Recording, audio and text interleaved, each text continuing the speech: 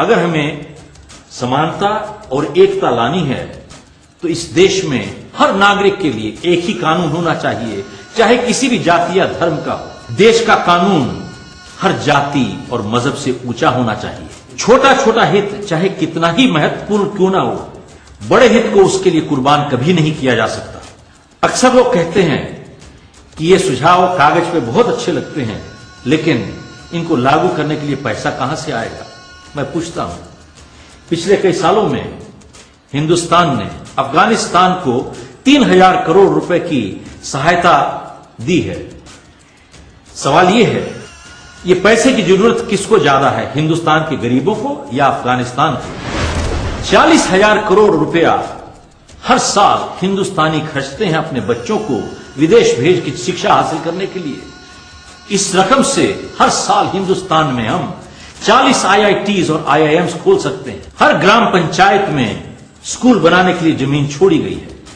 10 करोड़ बच्चों को शिक्षा देने के लिए हमें 50,000 स्कूलों की जरूरत है, जिसके लिए 25,000 करोड़ रुपया चाहिए। हिंदुस्तान में हर मेंबर ऑफ पार्लियामेंट को 2 करोड़ रुपया और MLA को 1 करोड़ रुपया मिलता है अपनी कॉन्स्टिट्यूएंसी की डेवलपमेंट के लिए। इसका 27,000 करोड़ जुड़ता है। इसके अलावा हिंदुस्तान में शिक्षा टैक्स, सेस टैक्स लगा हुआ है। हर नागरिक को अपने प्रतिनिधि से पूछने का हक है कि ये पैसा कहां गया, कितने स्कूल खुले और कितने पिछड़े ऊपर उठे। क्या एक BA की डिग्री हासिल करने से नौकरी मिल सकती है? हमें इस देश में सख्त जरूरत है वोकेशनल एजुकेशन की, जिससे लोग आज जाके रोजगार कमा सकें। हिंदुस्तान में 350 के आसपास यूनिवर्सिटीज हैं। एक छोटे देश जापान में 5000 के करीब है। हिंदुस्तान में 5000 वोकेशनल इंस्टीट्यूट्स हैं।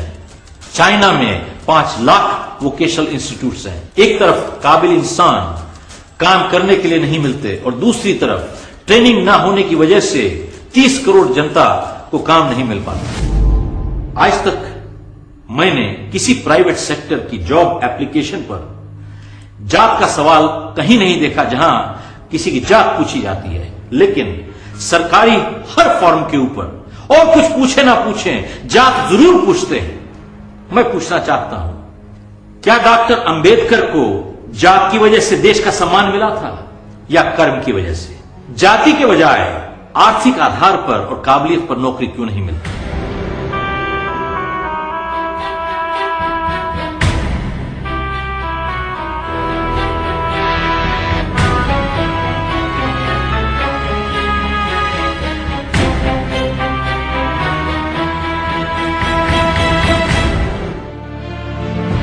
अगर भारत को आज हमें एक राष्ट्र के रूप में देखना है तो हमें एक शपथ लेनी होगी।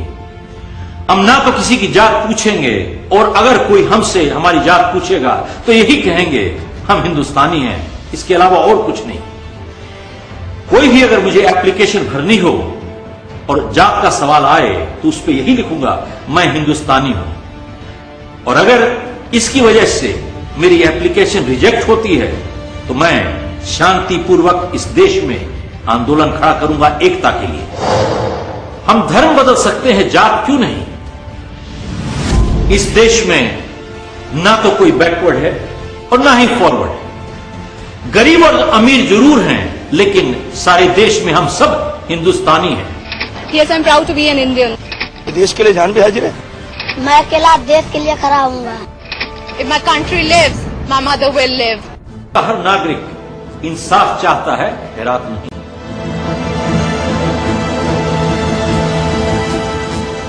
अगर हमें इज्जत और प्रतिष्ठा से जीना है तो हिंदुस्तान के हर नागरिक को सक्रिय रूप से राजनीति में आना ही पड़ेगा।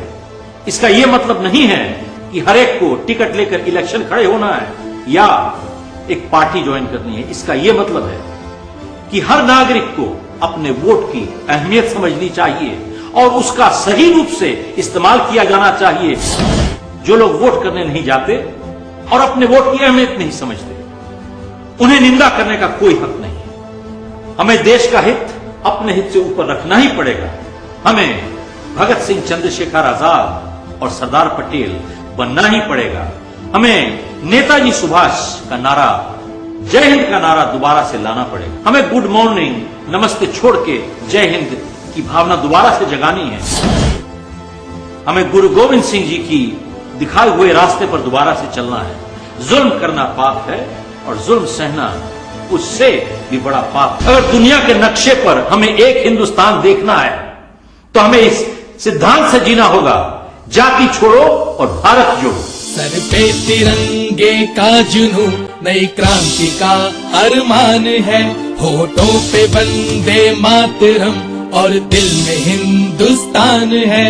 ना जाति है ना धर्म है ना वर्ग की पहचान है, कुदरत की ही रचना है तू, कुछ है तो बस इंसान है।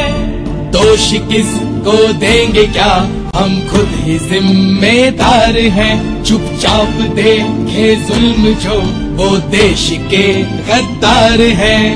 काम वतन के ना आए खून नहीं वो पानी है, जो माँ की आन ना रख पाए वो कैसा हिंदुस्तानी है। माटी है ये बलिदानों की, इसका न अब अपमान हो। जागो पुकारे अब वतन जागो, जागो अगर इंसान हो। ये संदेश उन जिम्मेदार नागरिकों के लिए है जिनकी आत्मा शायद सोई हुई है लेकिन अभी मरी नहीं। अगर आप 200 साल इंतजार करना चाहते हैं, आप ही को मुबारक। मैं नहीं करना चाहता। अब या तो देश बदल जाएगा या मैं बदल जाऊंगा, और अब मैं बदलने को तैयार नहीं हूं। अब तो देश को ही बदलना पड़ेगा।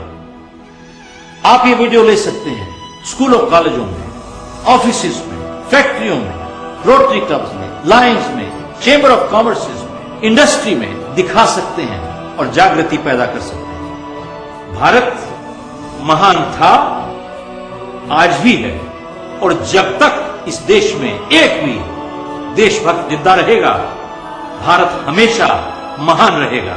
जय Hind. Being Indian is my identity and I'm proud of it. I hope you are too. Jai Hind. जय हिंद।